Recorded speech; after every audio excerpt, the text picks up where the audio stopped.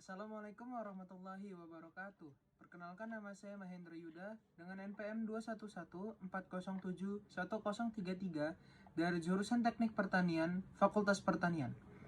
Saya akan menjelaskan resume PPKMB Universitas Lampung 2021 yang dilaksanakan pada tanggal 18 Agustus sampai dengan 21 Agustus. Hari pertama, Rabu 18 Agustus 2021.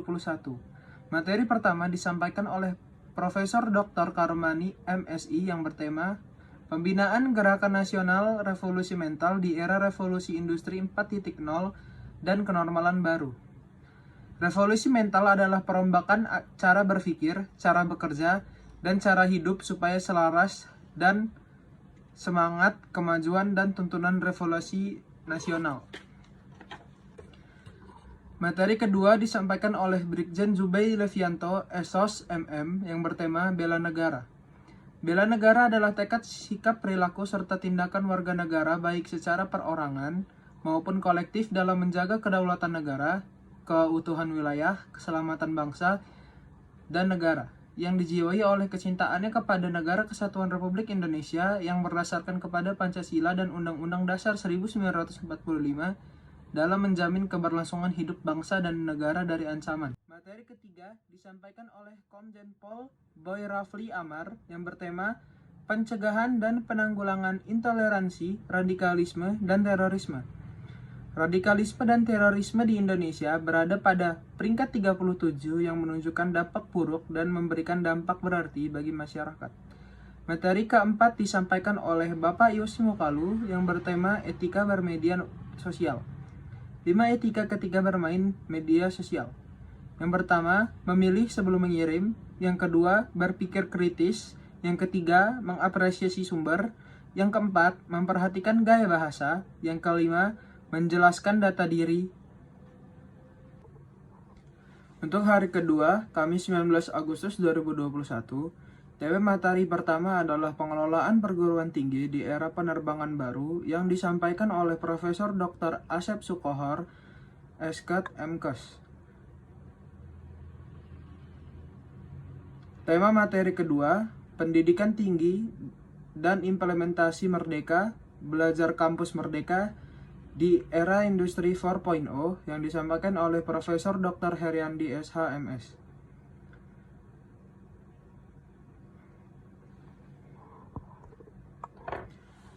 Tema materi ketiga adalah etika dan norma kehidupan mahasiswa di kampus yang disampaikan oleh Profesor Dr. Yulianto MS.